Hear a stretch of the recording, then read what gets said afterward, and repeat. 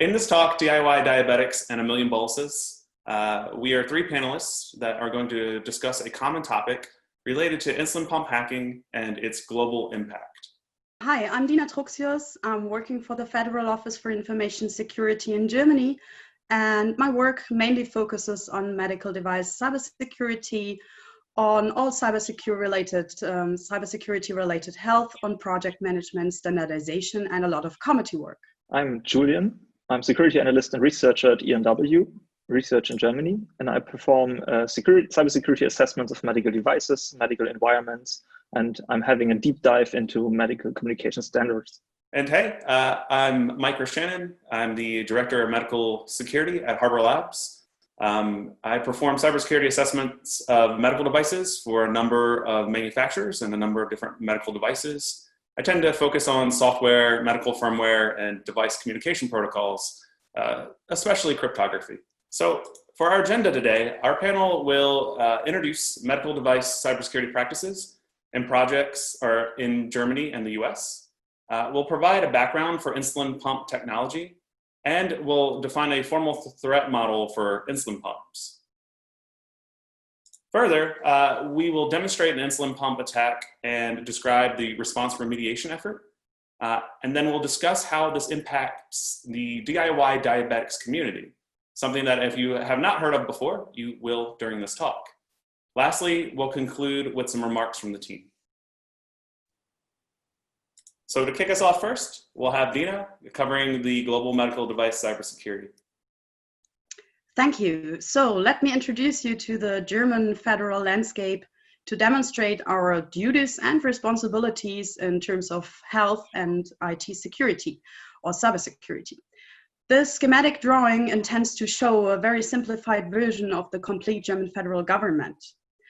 In Germany, you see below the gray field, we have various ministries. The two important ones are for now folded out. On the left, you see the Federal Ministry of the Interior, Building and Community, and on the right, you see the Ministry of Health. My employer, the Federal Office for Information Security, is the authority under the Ministry of the Interior on the left. We are the German Cybersecurity Authority and fulfill comparable tasks like DHS and CISA. We fulfill all our legal obligations. We have our own cert.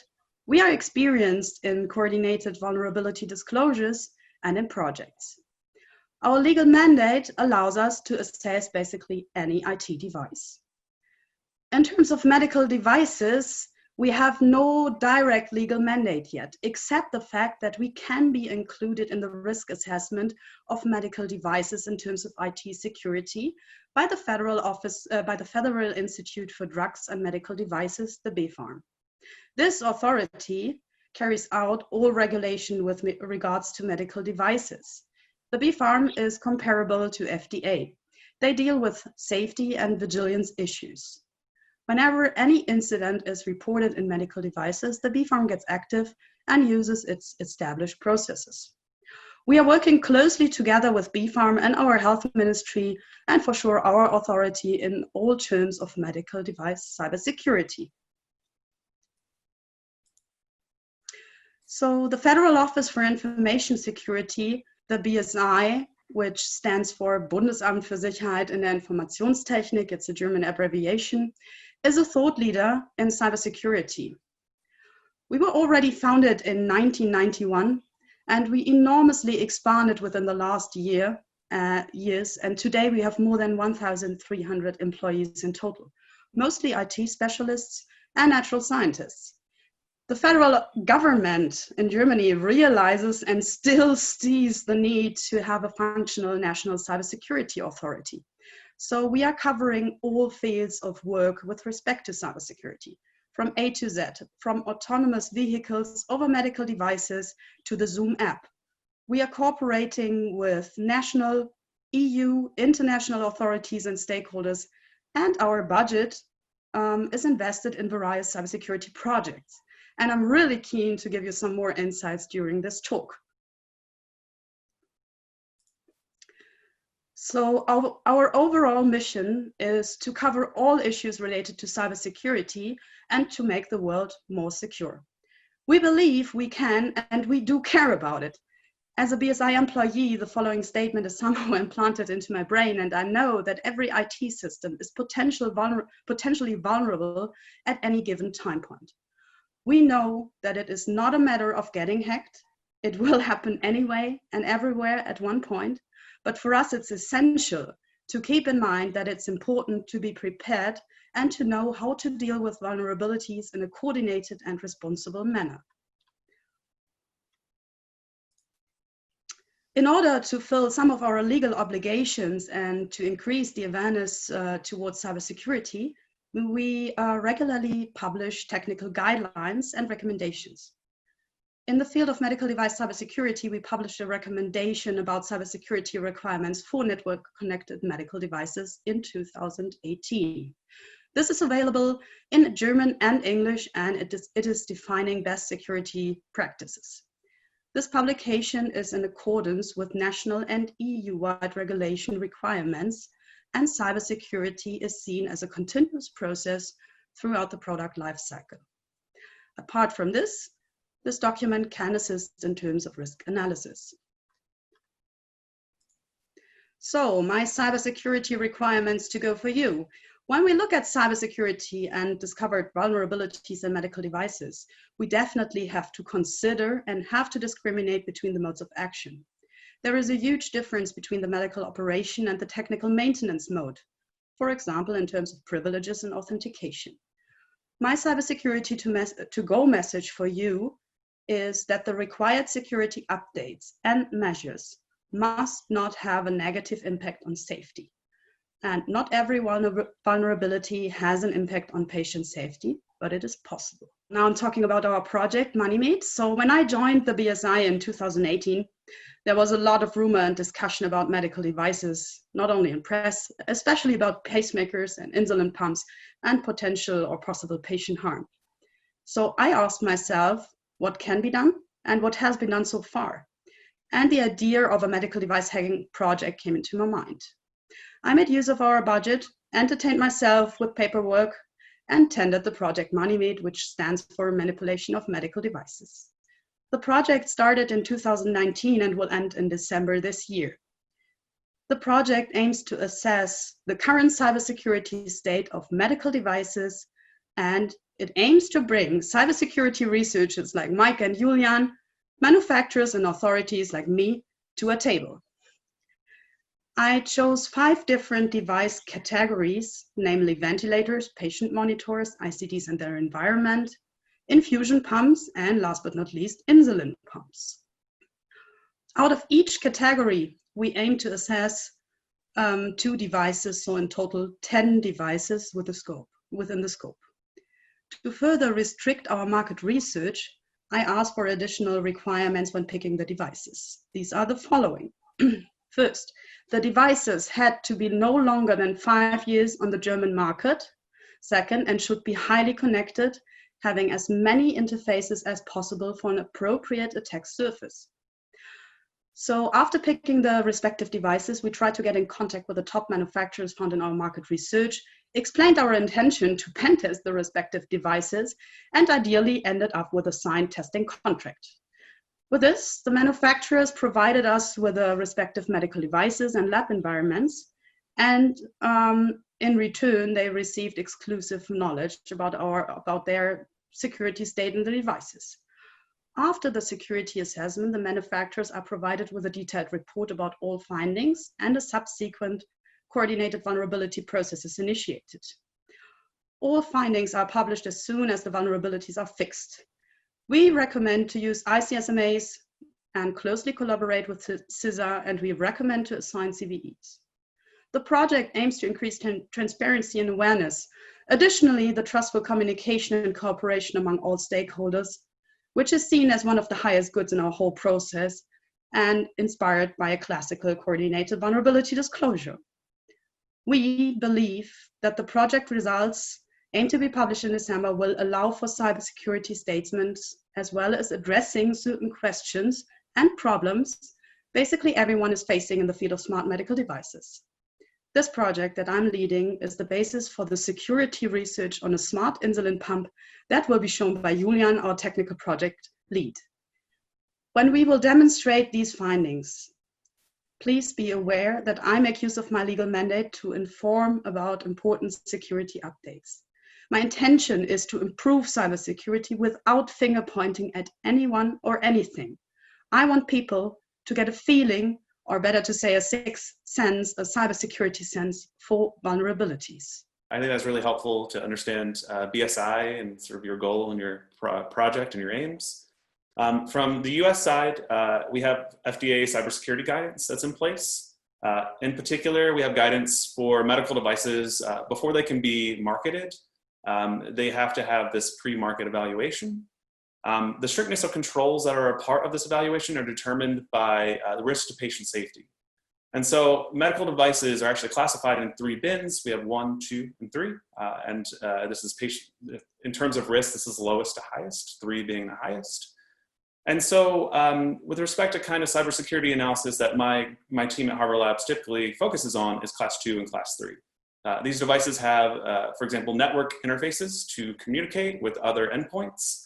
And they are communication patient data, and furthermore, they're actuating, which might be, say, to deliver a medicine. Now, depending on the classification of the device, the pre-market process, there's 2 specific processes that are taken. If it's a class 2, you would submit a 510K pre-market notification. If it's a class 3, you would submit a PMA or pre-market or for pre-market approval. Now, both of these submissions have cybersecurity requirements. I've actually worked with a number of clients to create these submissions, and sort of as the rigor in the submission, some of the steps, if I could elucidate them quickly, my team and the manufacturers look to specify all the cybersecurity threat models, understanding what threats are to their systems, laying bare and plain the architecture and data flow, enumerating harm and non-harm risks to patient safety, and then identifying, implementing, and analyzing any potential mitigations that the system can possibly implement to reduce the risks and vulnerabilities in the systems overall. And what's nice, the really nice takeaway here is that the FDA does have post-market management recommendations. They exist now. I think that we could definitely learn from BSI's approach, especially since we're in the recommendation phase. I'm not a regulator, I'm just a security person, but I think this is a really great conversation to have. And that's where I see that crossover. So for today, all that said, our major focus is going to be on insulin pumps. And so for hacking and some of the community efforts and regulatory efforts, we will specifically focus on this type of medical device. So to get us started, I'm going to provide a brief background for insulin pump devices in general, and also provide a threat model so that way we can start thinking with our security hats. So to best describe this, Bob's going to help me out. So Bob has type 1 diabetes, and Bob uses an open loop insulin delivery system to manage his condition. So it's open loop in that Bob is the person that actually presses the button. Now, this system is comprised of a continuous glucose monitor, typically CGM, that's the acronym for that, insulin pump, and smartphone. So what's unique and interesting here is that we have a communication interface that's wireless between the insulin pump and the smartphone. So they pair, and that's over BLE. Now, in terms of data flow, the common architecture is that logs can be sent from the insulin pump to the phone, and then commands can be sent from the phone to the insulin pump. Now, in terms of getting into the exact particulars of the insulin pump composition, as I think it will help understand Julian's part later when he talks about hacking insulin pumps. So we have to understand that it is an embedded system at the end of the day. So it's a very common architecture that computer security professionals are familiar with. There's a system on chip design. Typically this is ARM-based. It has a Bluetooth radio. The idea of the Bluetooth radio is such that we can pair 2 separate devices speaking the same protocol. It typically uses low energy because the pump itself is worn on the patient. We can't just connect it to a wall. So we don't have, 240 volts to keep it powered. And so it's that's what motivates our selection of the communication protocol. Different pairing connections are supported. So we have legacy connections or secure connections. Hopefully most of our manufacturers are leaning towards secure connections. Furthermore, it's bare metal, no operating system. So you typically might have a bootloader, but the rest of it is just instructions such that the pump can actuate and also receive data and send data. In terms of connecting to the other components or understanding what the other assets are in the system, of course, we have our patient. There's a catheter that connects to the patient that delivers the insulin. And then of interest from a security perspective, we have the smartphone and the pump. And as I've just said, that connection's over BLE. So let's start thinking about this in the terms of cybersecurity. Let's think about the threat model, right? So first, when we're thinking insulin pumps, we have to understand what the patient harm and non-harms are. So a patient harm, is that the pump delivers too much insulin or maybe not enough insulin. And this could be detrimental to the overall health of the patient, and that's considered a patient's harm safety risk. Non-harm would be the insulin pump leaks some private information about the user to an unauthorized user. Say maybe it's this passive eavesdropper that's listening on the Bluetooth communication. And that would be considered a non-harm risk to the patient. Now, what security researchers do when we're looking at medical devices is that we always apply a threat model approach to understanding what all of the risks are to the particular device. And so what I'm using, or what I'll detail here, is something called Microsoft Stride. And it's a way to categorize risks. And I've applied it to the general insulin pump case. So first we have spoofing, which is to impersonate a system. And in an insulin pump case, the attacker can masquerade as a valid smartphone. That would be a spoofing-based attack that we would want to consider. We also have tampering, which is modifying data or code. In this particular case, an attacker man in the middle is the pump to smartphone communication. We have repudiation, claiming to not have performed an action. And so imagine the scenario where an attacker has successfully man-in-the-middle communication between smartphone and insulin pump, and they're able to, say, inject commands. Well, the pump is unaware, because these are unauthorized, unauthenticated commands. They can't distinguish between if it was valid or not. And so if the pump even has a log, it's not going to say, well, this definitely came from Mike's phone, because it has no notion of the sense. Continuing on, in Stride, we have information disclosure. This is exposing information to unauthorized users. So in this particular case, we could imagine an attacker that eavesdrops on pump to smartphone communication. They're not looking to inject commands, simply see what information they can see going across the wire. Next, we have denial of service, which is to deny or degrade access. I always say this is the bane of cybersecurity professionals because it's really hard to protect against, especially if it's directed. And then the insulin pump case, this is where the attacker overruns the pump with requests, which would deny the valid or authenticated user from using the pump as it's intended. Lastly, we have elevation of privileges, which is to gain access to unauthorized capabilities. And so when we're thinking about this in terms of an insulin pump, we would like to consider an attacker that gains access to the smartphone app, maybe by exploiting a smartphone OS vulnerability, and thus gaining unauthorized access to our insulin pump application, that application interface, and then directly impacting the pump operation itself. So just to be completely encompassing, another step that my team at Harper Labs really likes to take, we have our threat model, but we also have an attacker model. And the idea here is to understand the attacker's goals and capabilities. This is where security gets real, because we want manufacturers and the community to understand, well, what is the absolute goal of attacking an insulin pump, for example? Well, it's to cause patient harm. If that is really the focus, it's, whenever we're looking at a medical device, we're trying to find vulnerabilities that could actually impact the patient and their safety. Now, also, an attacker could be, say, just this arbitrary software execution like malware. Mirai botnet would be a great example. That's just trying to pivot into the network. And so if we're not securing our medical devices that are essentially network endpoints, we may allow a pivot into the network, and then any other unexpected behavior that might come of that, which could still impact patient safety. And of course, we have to consider things like the position of the attacker in the system. Are they an insider manufacturer that knows all the gory details? Are they simply just a person on the outside with a high gain antenna and some equipment? I also wanted to point out too, in terms of capabilities, since this is BLE, we're looking at maybe $300 US in terms of BLE hacking equipment. And I'll summarize quickly, because visuals are the best way to depict this. There are a number of attack surfaces that exist in our general insulin pump model. We have our physical interface, being able to connect to serial or press buttons. We have our wireless interface, which is communication that's happening over Bluetooth, which Julian will talk in depth about as the attack surface that he focused on. And he also focused a bit on the app interface. So what can the application tell you? What can you learn from it? This is another attack surface that an attacker could leverage to compromise an insulin pump. And so with that, I'll turn it over to Julian to talk about insulin pump hacking. Thanks. In the following minutes, I will explain the communication protocol of the Dana Diabecare RS insulin pump, which is sold by the Korean manufacturer SOOIL Developments, as well as vulnerabilities we identified. I want to state that the presentation of the vulnerabilities shall not be understood as finger pointing towards the manufacturer, but may shed light on design problems more manufacturers are facing with building interconnected medical devices. The manufacturer intends patients to use the pump as a central component of an open loop system in combination with the respective mobile applications. With these mobile apps, safety critical functionality of the pump, such as manual administration of boluses or changing the basal rates or profiles, is possible.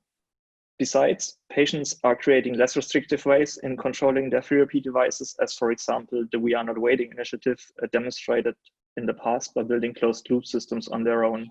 We will come back to this later in the talk, I think. And further, the Dana Diabecare RS insulin pump is supported by publicly available looping apps such as Android APS.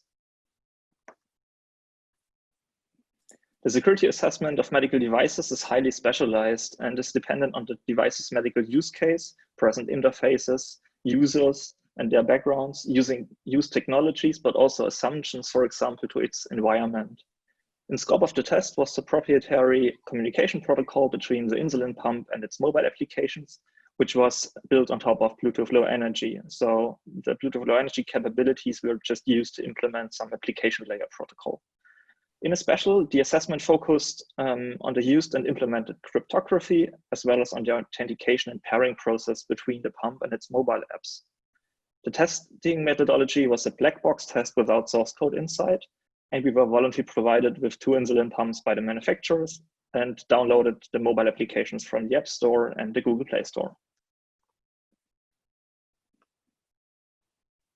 I will first demonstrate the normal communication flow we observed between the pump and its mobile applications. We will start with the application layer pairing process. The first byte demonstrates whether the message is a request with 01 or a response with 02. We will talk about the names of the keys that are used on the following slides, so don't hesitate to identify all the keys and understand their usage. So we will come to this. This in similar figures will present the different encryption layers with different colors. So yellow color states that this information is transmitted in plain. Blue color shows that the messages need to be encrypted using the device key. And red color showing that user interaction is needed, as well as green color indicates that messages need to be encrypted using 3 keys. Every communication starts with the mobile app sending a 0100 message to the pump together with its serial number. The pump indicates that the serial is matching, and afterwards the pairing is requested. The pump immediately answers the request and shows a pairing prompt on its display, which needs to be confirmed manually by pressing a key on the pump. A photo of this pairing prompt can be seen here. After having a user confirmation confirming the pairing, the pump sends the pairing key to the mobile application, which then may use the key to encrypt messages after requesting a session key. With these 3 keys, higher privileged requests, such as bolus administration, may be performed. For now, the 3 keys may be a bit confusing. I believe that it becomes way more clear when seeing the post-pairing communication flow. The next time the pump and the app are communicating, no user interaction is needed, as the app only needs to send the pairing key to show that both entities are already paired. After requesting a new session key, high privileged requests can be sent. Here we see the 3 keys again. The device key is used to encode all messages. The pairing key and the session key are used to authenticate the session, which is shown in green. An interesting find was that the communicating party does not need to be paired to extract the PIN. This is shown on the next slide. The PIN is not directly transmitted, but can be calculated with the information transmitted. We omitted the respective formula not to give some more insights on the protocol because we do not want to have you building exploits for this. This enables attackers to extract the lock key PIN and every Dana RS pump in the attacker's range, Bluetooth range, is possible to be read out. The next finding we want to elucidate about is about weakly generated encryption keys. The device keys derived from the pump serial number does not contain any randomizing element and will never change. The serial number can be obtained from Bluetooth Low Energy advertisements. The session key can be calculated from the pump's lock pin as well as configured time. We saw the respective request on the previous slide with the pin disclosure. Having these three occurrences of doubtful calculations of secrets, we further investigated all the other keys and recognized that also the pairing key is not random. This key is calculated on the pump, so we had no ability to reverse this calculation. Though we wrote a script that requested pairing multiple times a second and saw that the key will be returned, that the same key will be returned in a second. Therefore, we tried multiple combinations of calculations and finally found the formula to calculate the pairing key being derived from the pump's time during pairing. So it's fixed as the key is calculated from the time of the pairing.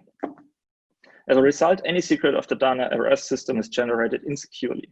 In addition to the lock pin disclosure, no active verification of the pump's identity is present. Therefore, attackers can spoof both communication partners and therefore get in man-in-the-middle position. How realistic this is with Bluetooth Low Energy is up to you, because I want to present a more easy attack later. Another example is the missing replay protection. Hijacking the Bluetooth Low Energy session, attackers may replay sniffed messages. But still, the most easy way to issue trusted commands is to capture a single communication flow between the pump and an app. We will get into this on the next slide. As we already have seen, the whole authentication mechanism relies on encryption using multiple keys.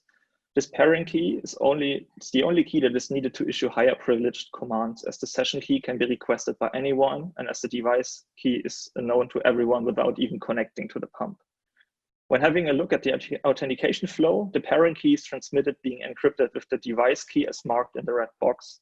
This encryption is completely deterministic and everyone sniffing the communication is able to extract this key. We will not show how the encryption works in detail. The weak pins are low-hanging fruit and only pose a risk for attackers with physical access to the pump, as our threat model already showed that Mike presented. The communication of the vulnerabilities in the communication protocol empowers attackers to hijack the pump and use all functionalities that are offered via Bluetooth Low Energy.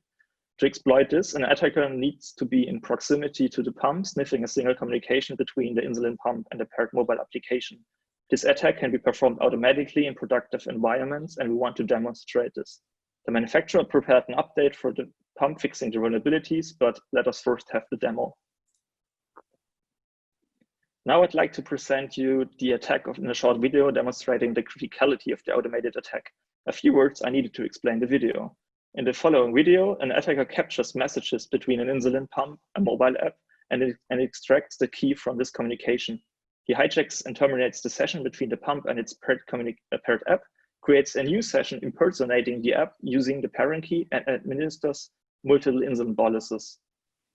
I was just clicking on a pump to reactivate the display, so there's no need to have this interaction at this point. The patient may notice the administration and is able to cancel the single administration on the pump. But as you can see in the following, more boluses are following.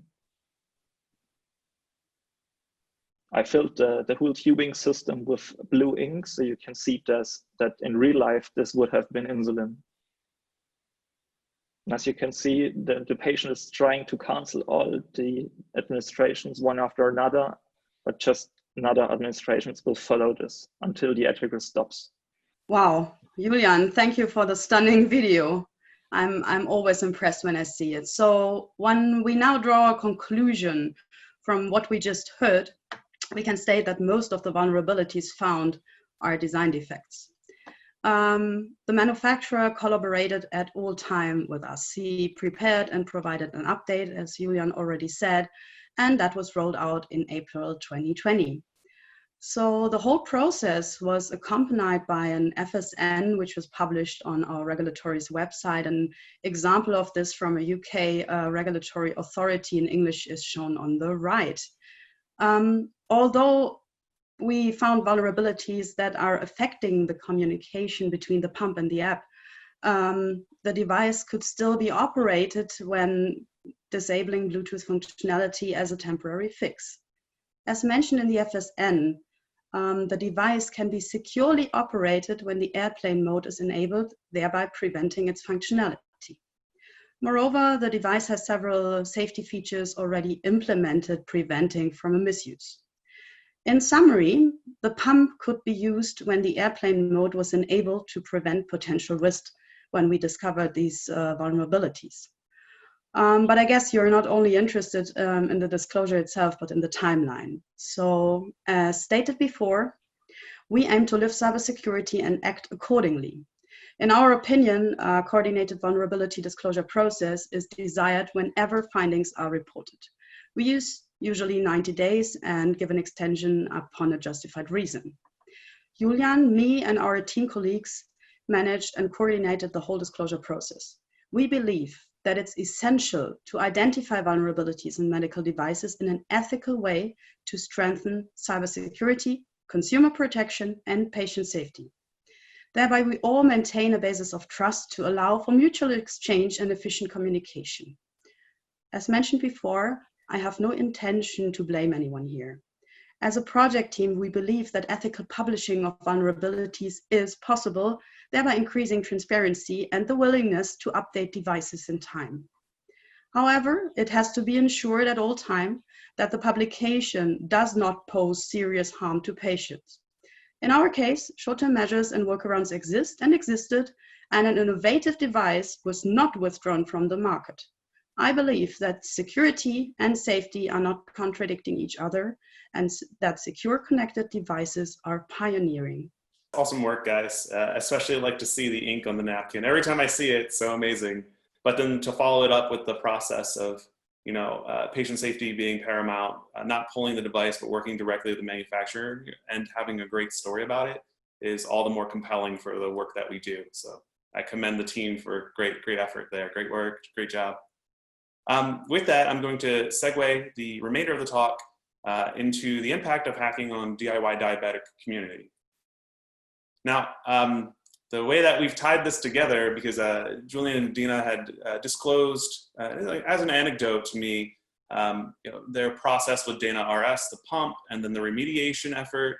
And that remediation effort had caused some issues with Android APS compatibility.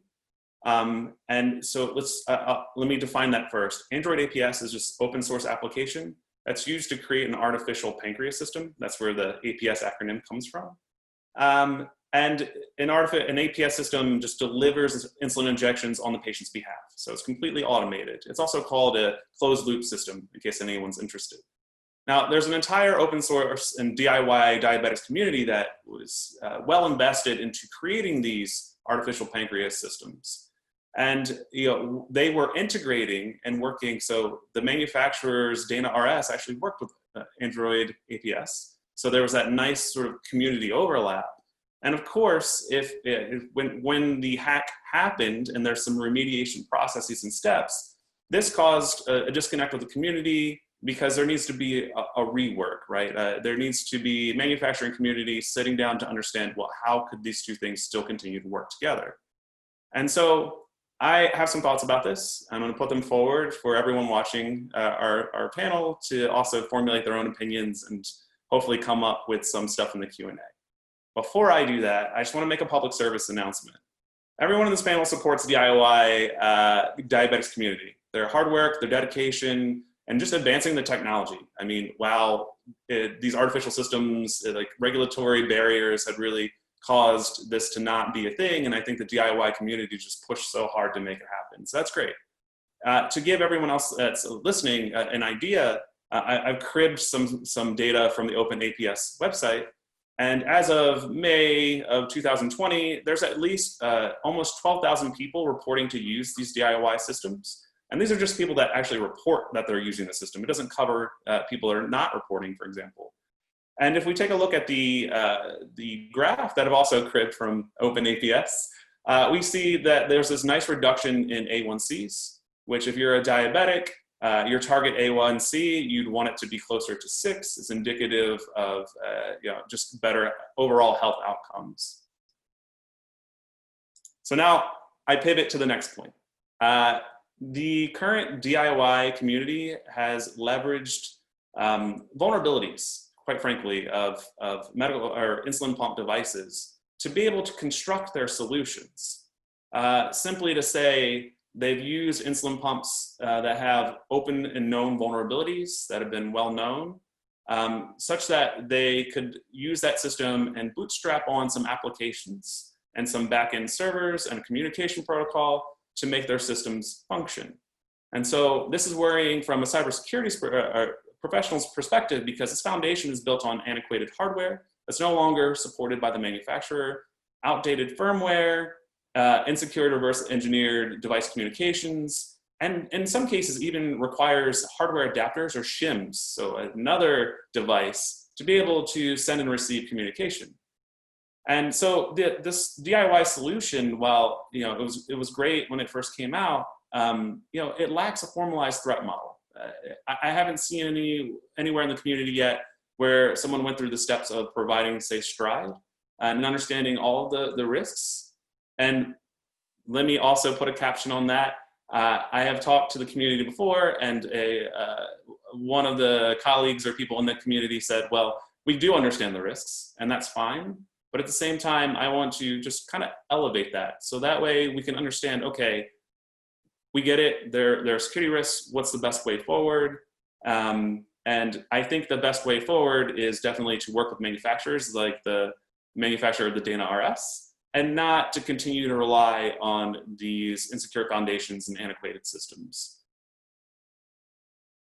So as I alluded to, this is not late breaking news. The DIY community knows about these issues, and we can actually see it pretty easily. So if you go to OpenAPS's website and you pull their architecture diagram, this is more of a data flow, but if you pull this particular diagram, the first thing we note, which I have denoted in the red thatched rectangle, is that the models of Medtronic devices that they require are old hardware that's Medtronic no longer supports. It's the 512, 515, and 522 models. Furthermore, if you have their newer equivalents, you actually have to rely on outdated firmware, because what happened is Medtronic patched the vulnerabilities that allowed the device communication to happen unauthenticated in the first place. And therefore, you can only have the older version of the software on the device to be able to integrate it into this open solution. Furthermore, as a sort of a side point, there's also look on Craigslist to find medical devices, which always kind of makes me worried. eBay and Craigslist medical devices. But I'll leave that there. I'm a cybersecurity person, not a medical person, so I have no advice for that. Kind of furthering the point on, if you're not well aware of the Medtronic devices that I enumerated, there's an ICS medical advisory on these particular devices. And as you can see, this was released, 2019, but it covers a large number of Medtronic pumps, of which OpenAPS uses some of those devices to implement their system. So I wanted to take an additional step. It's one thing to look at the architecture and the data that's already available, provided by the community, but I also wanted to understand, the source code is open and available. So I wanted to run a static analysis against the source code to kind of understand what vulnerabilities may exist there. Now, as a side, and it's to all the security people, yes, we all understand that static analysis tools give false positives and false negatives. It really comes down to the security professional taking the time to follow up and understand if those are actual weaknesses and vulnerabilities. That being said, I was able to quickly use SonarQube, which is freely available. They have a community edition. Scan the OpenAPS source code that's also available and open on GitHub, and to be able to identify some security hotspots. And in particular, there are a number of high vulnerabilities with respect to command injection, because there's a large number of Python and shell scripts that take inputs from the command line.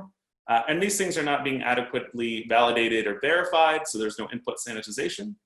And because these scripts and code are executed as a root user, if an attacker was to take advantage of this vulnerability, this weakness, they could achieve root access on the devices that make up the open APS system. So to understand that a little bit better, open APS just happens to be one of the systems that involves one of those shims or adapters that I talked about. And in particular, they're using a Raspberry Pi. Now, the Raspberry Pi is this nice single board computer, but it has a lot of different interfaces. It has a wireless interface and Bluetooth such that it can communicate over the network, which makes a great adapter to make an open APS type of system work. But it comes with additional properties that shouldn't really exist here. It has a full Linux operating system, which comes with all the complexities of managing the security of an operating system. For example, firewall configuration, or managing access and service level accesses to files and data.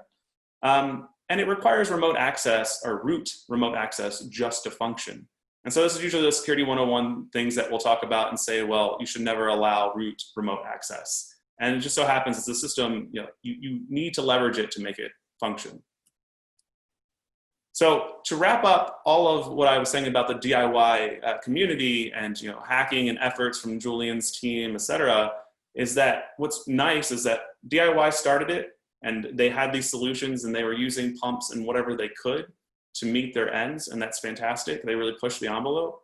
But now we're seeing manufacturer involvement where they want to be able to expose secure interfaces to help leverage this communication, to do it in a way that's going to mitigate, say, remote attacks or eavesdropping, man-in-the-middle, et cetera. And I think that I would like for there to be a larger conversation with regulators, policymakers, manufacturers, and of course the community. I think this is already happening because I can't be well aware of all the conversations, but they're just very straightforward foundational issues with the stuff in the past. And I'm really hopeful that going forward, there's just a better answer and a better solution. All right, with that, I will leave some concluding remarks to Dina for the ManiMed release. Yeah, thank you very much. So here comes a small teaser about our ManiMed release, because the insulin pump is actually not the only product that was assessed during the scope of the project. So our project results will be published in German and English in December 2020. And I hope you're all waiting for this. So our final report will include the findings presented here, and as I said, those from the remaining devices, but not on a technically deep level. Why? Because we want to allow basically everyone to read and understand our project results. All manufacturers have to review or can review their respective sections prior to our publication and decide whether to be named. In the final report, we will demonstrate how we cooperated with different manufacturers and dealt with individual vulnerabilities and their disclosure. And this report will provide and probably inspire you with our lessons learned. And the overall intention, as I already said, is to improve cybersecurity without finger pointing at anyone or anything. We want people to get a feeling for vulnerabilities and to ideally have a sustainable effect on the cybersecurity of medical devices with our project. And we are willing to do more research in that field. Thank you. Yeah, and I'll conclude just some future research. The entire team, our panel, is interested in contributing to security as software development lifecycle best practices to the DIY community. Also, just understanding threat modeling those devices in the DIY community as well, and pursuing additional medical device research. So, need not be just diabetes technology, as Dina pointed out, but just holistically all medical devices, especially ones that are connected or network connected. And with that, we would like to take some questions.